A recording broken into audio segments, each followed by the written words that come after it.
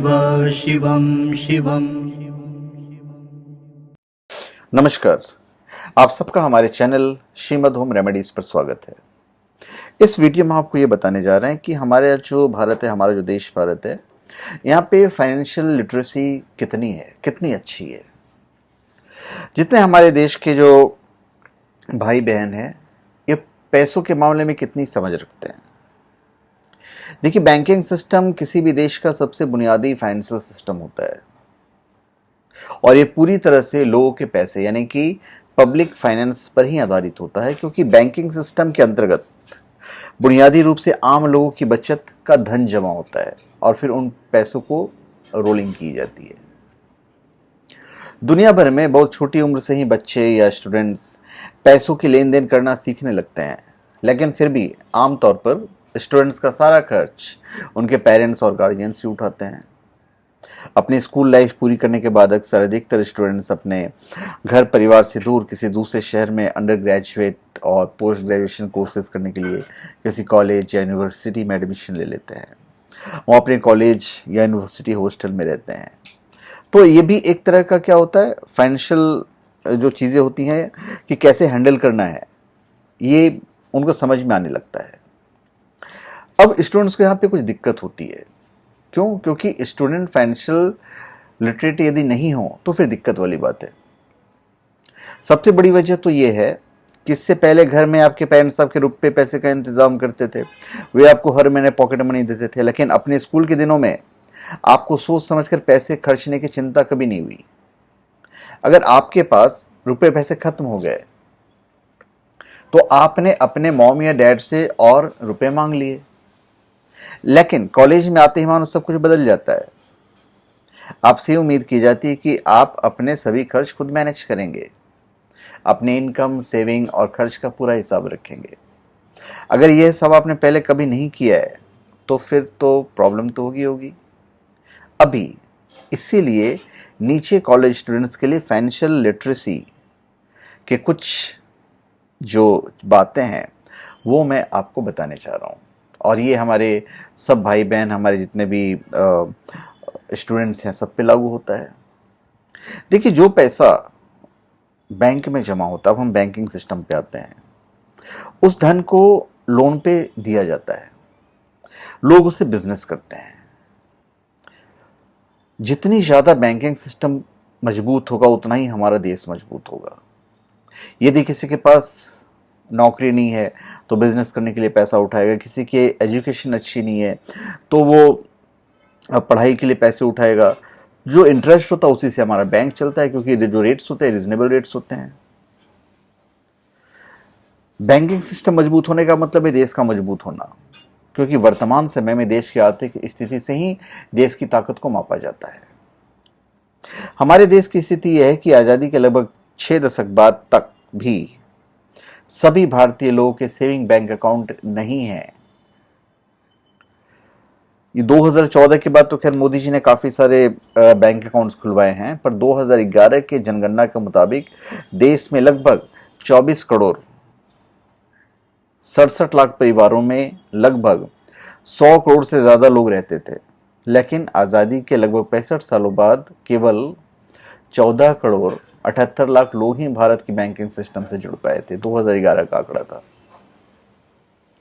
तो आप समझ सकते हैं कि हमारा देश कहाँ था।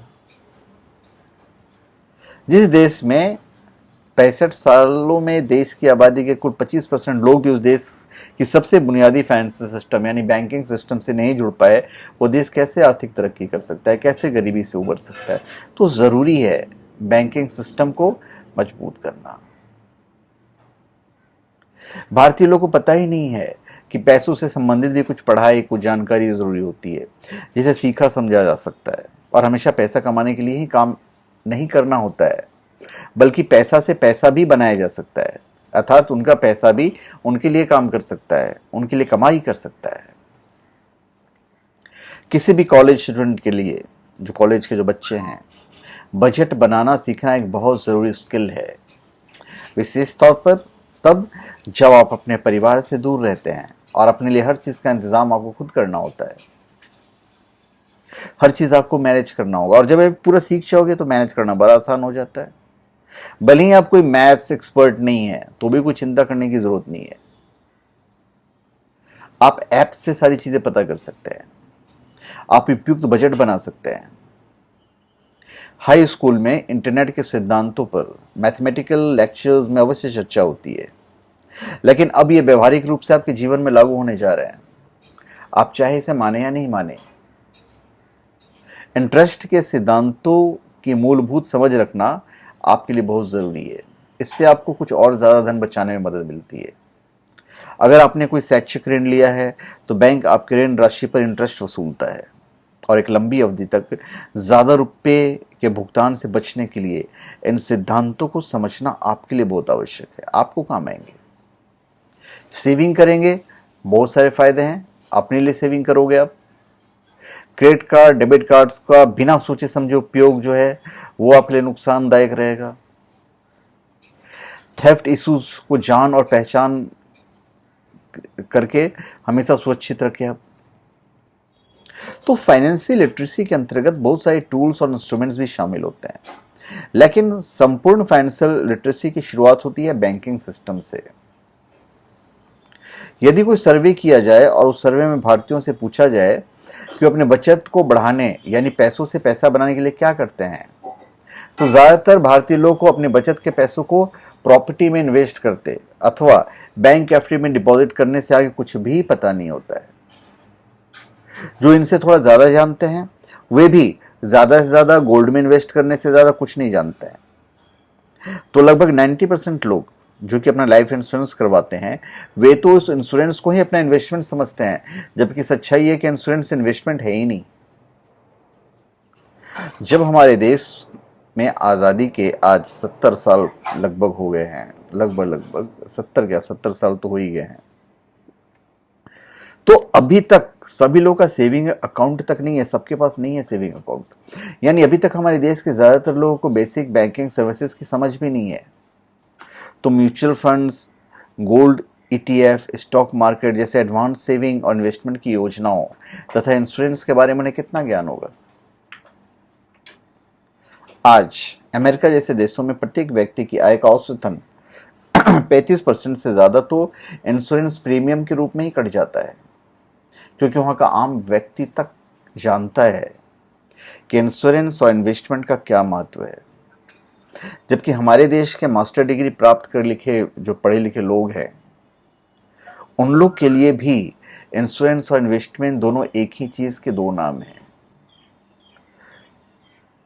तो आप समझ सकते हैं कि हमारे देश के जो लोग हैं, हमारे जो पढ़े लिखे लोग हैं, वो कितना ज़्यादा इन्वेस्टमेंट को समझते हैं, कितना ज़्यादा अपने आप को सिक्योर कर पाते हैं। हमारे देश में म्यूचुअल फंड इंडस्ट्री की ग्रोथ दुनिया की दूसरी उभरती अर्थव्यवस्थाओं की तुलना में काफ़ी आज भी कम है। भारत में म्यूचुअल फंड इंडस्ट्री की ग्रोथ 15% सालाना से भी कम है। आज ज़्यादा से ज़्यादा 20% हो गया होगा, जो कि देश की आबादी को देखते हुए न के बराबर है। जबकि ब्राज़ील की यही ग्रोथ 40% और साउथ अफ्रीका में ये 33% सालाना के आसपास है, जिनकी आबादी भारत की तुलना में कई गुना कम है। इससे बुरा हाल तो हमारे देश में स्टॉक मार्केट इन्वेस्टमेंट का है। स्टॉक मार्केट का नाम सुनते ही भारतीयों की रिएक्शन तो ऐसा होता है जैसे बिच्छू ने डंक मार दिया हो। भारतीयों के लिए तो स्टॉक मार्केट एक तरह से गवर्नमेंट ऑथराइज्ड कैसीनो है, यानी कि सरकारी मान्य प्राप्त जुआ खाना है, ऐसा वो लोग मानते हैं। तो जिसने भी स्टॉक मार्केट का नाम सुना है उसकी बुराई ही करता है, चाहे अपनी पूरी ज़िंदगी में वह किसी स्टॉक ब्रोकर के ऑफिस के सामने से भी ना गुजरा हो। तो हमारा जो देश है इन सब मामलों में काफ़ी पीछे रह गया है। आंकड़े बताते हैं कि म्यूचुअल फंड्स और इक्विटी मार्केट को लेकर भारत के छोटे शहरों और गांव में जानकारी का कितना अभाव है। बस परंपरागत फिक्स्ड डिपॉजिट और लाइफ इंश्योरेंस तक ही सीमित है, जिसे भारतीय लोग अपना इन्वेस्टमेंट समझते हैं। तो फाइनेंशियल लिटरेट होना बहुत ज़रूरी है और भारत की अर्थव्यवस्था में आपको सहयोग देना है, तभी हमारा देश जो है वो आगे बढ़ेगा। तो बहुत ज़रूरी है कॉलेज स्टूडेंट्स जो हैं इन मनी मैनेजमेंट पर बेसिक जो एस्पेक्ट्स हैं वो पढ़ें, समझें, उनका पालन करें। इसके साथ ही इन एस्पेक्ट्स की और ज़्यादा जानकारी प्राप्त करें, क्योंकि मैंने जितने पॉइंट्स बताए हैं वो सारे पॉइंट्स इंपॉर्टेंट है। स्टॉक मार्केट कोई जुआ खाना नहीं है, बल्कि जब आप स्टॉक मार्केट में इन्वेस्ट करते हैं तब आपका पैसा भारत की इंडस्ट्रीज में जाता है, जिससे नई नौकरियां और नए रोजगार क्रिएट होते हैं। इससे न केवल भारत की इंडस्ट्रीज का आर्थिक विकास होता है, बल्कि कंपनीज की आर्थिक तरक्की के साथ ही आपके शेयर का प्राइस भी बढ़ता है, जिससे आपकी भी आर्थिक तरक्की होती है। तो पैसा कैसे काम करता है और बैंक, एफडी और प्रॉपर्टी में इन्वेस्टमेंट से थोड़ा सा हम सबको ऊपर उठना चाहिए। म्यूचुअल फंड्स और स्टॉक मार्केट इन्वेस्टमेंट के बारे में सीखना चाहिए, सहयोग प्राप्त करना चाहिए, सहयोग करना भी चाहिए। तो धन्यवाद, आप सबका हमारे चैनल पे स्वागत है। आप हमारे चैनल पे सब्सक्राइब करें और अपने कमेंट दीजिए। धन्यवाद।